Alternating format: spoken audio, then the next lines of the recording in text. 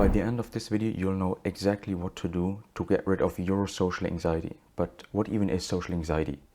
It is the fear of not fitting in, of being judged or being looked at weirdly.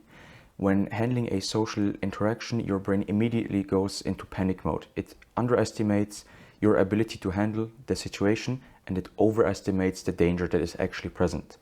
So immediately you start thinking of yourself of being shy. And that's the first thing you need to fix. What your brain believes sort of becomes a reality. So by thinking of yourself as being shy, you actually become shy. And the way you counteract this is by just thinking the other way. So you have to think of yourself as being a good communicator and being able to handle stress well. By adapting this mindset, you just become way less stressed and more confident in your ability in talking, because the reality just becomes what you think, and you think that you are good in social situations. And your body also plays a huge role in this. To put it simply, what your body does, your mind starts to think. So for example, by crossing your arms, which is a closing gesture, you begin to shut yourself off from the world around you, and you automatically become less attractive to talk to just by crossing your arms. And it's really subconscious. So the way to counteract this is just to do the opposite. Maybe hold your hands up, hold your palms facing upwards and open up your chest area. Have a proud position, and that way you become more open for people to talk to. So next time you talk to a stranger, try to pay attention while talking to them what your body does, and afterwards reflect whether it was good or if it was bad. To summarize this, you have to pay attention and deliberately know what you think and what you do. An easy way to help with this is to sort of get a mindset, and three guidelines I live by are the following. The first one is that they'll probably forget about whatever I did in about 2 minutes. The second one is that they have their own things going on in their life and they don't even care about my actions as much as I think they do. And the third one is, when meeting someone, they are either gonna never see you again, so they're gonna stay a stranger, or just be with you for the rest of your life. These three guidelines have helped me immensely in improving my social skills and my talking abilities. The next step for you to take is to actually go outside and start having conversations with people. You can start off by just passing people and holding eye contact with them or saying hi. A very strong method is also just to compliment a stranger on the street and then just forgetting about it later, but it helps you get practice in.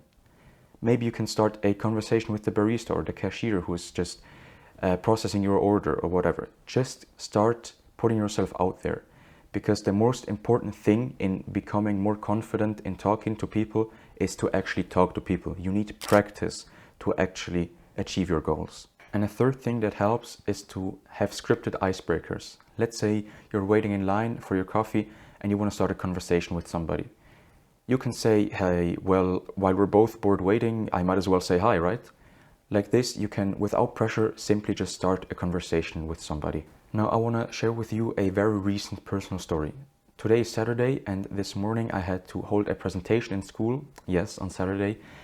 A 30-minute presentation about my maturity thesis, on which I have been working on for the past year. Obviously, I was nervous to hold a presentation in front of a full room of people whom mostly I didn't know. But I was always confident in my abilities to be able to just rock this presentation and to absolutely get a good grade on this. And in the audience, there was sitting one man, one very specific man who shows up every year and goes to watch presentations about medical theories. And he was in my room as well. And I knew by watching him the last few years, he was gonna kill me with questions. But I also knew he was interested in what I was gonna say. Everybody in this room was interested in me and what I was gonna say, so there was no reason for me to stress about it and to have a fear of talking about something that might not interest them or that might be boring, that might sound stupid. They're all interested in me, and even with this guy who studied medical field, so he studied, I think, medicine and biology. Even with him, I was always confident that I was going to be able to pull off this presentation very well. And one final tip I want to give you is to just be weird. Please be weird. Go outside and just do whatever you like, because this world is just too serious as it is. Everybody appreciates something a bit out of the ordinary. So by following these 3 tips I gave you, you can immediately level up your social game and just become a social weapon.